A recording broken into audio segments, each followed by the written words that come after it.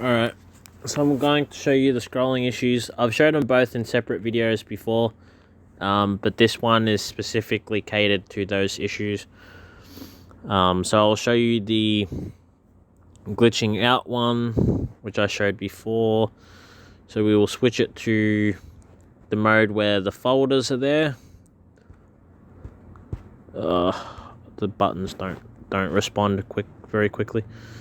Oh, I got it working. Okay, so if you start scrolling from the edge of that glowy bit, and then you just don't move your finger at all, really, you can see how it's like freaking out, but I'm not actually moving it.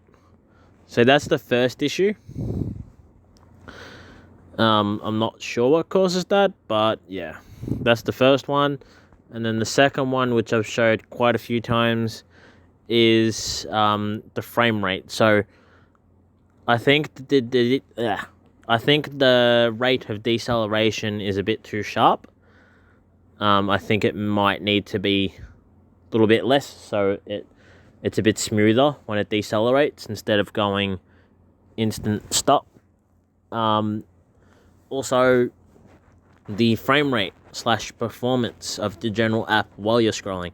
So if you look at the button on the bottom, the stars do it as well, but if the button is much easier to tell. So if you see how smoothly it's rotating, look at what happens when I'm scrolling. See how it started freaking out? And now I'm not scrolling, and then it goes back to normal.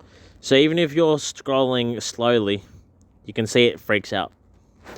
And that's really the biggest issue. I think that's one of the biggest problems the app has.